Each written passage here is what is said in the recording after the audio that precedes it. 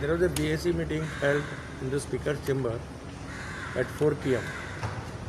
Now, this BAC meeting was basically to decide about the business to be transacted in the coming assembly.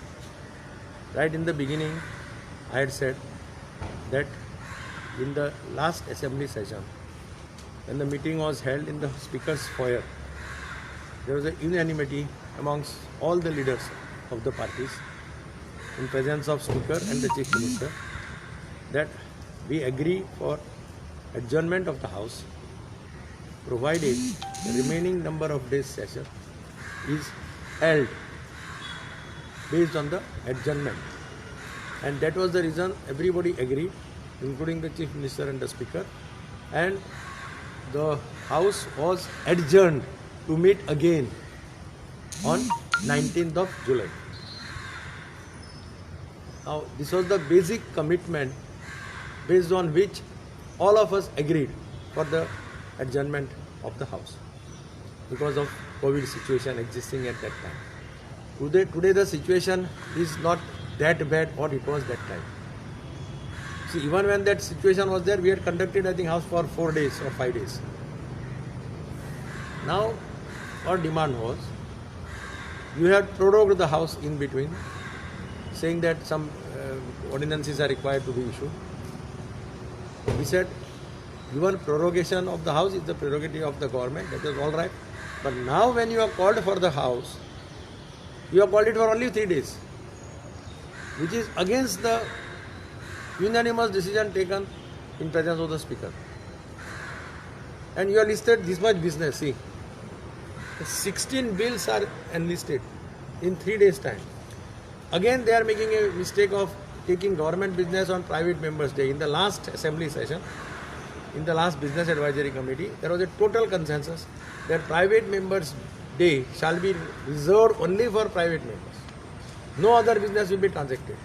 Again, they are transacting government business on the private members' day, which I had objected. I have told them to record my dissent.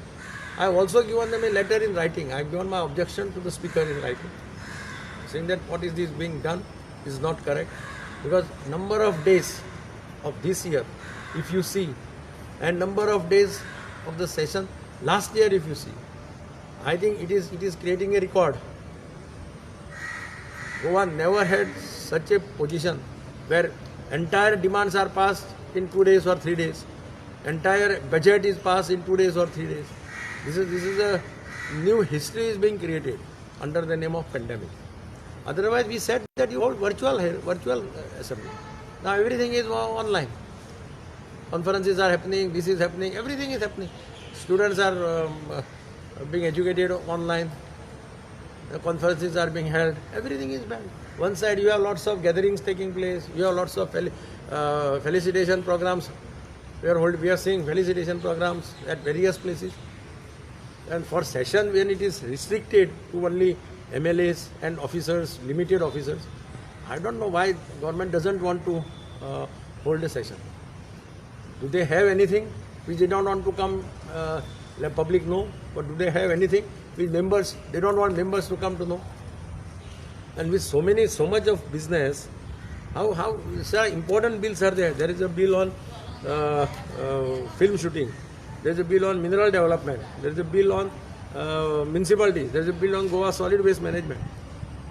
How you approve this bill without discussion, without deliberation?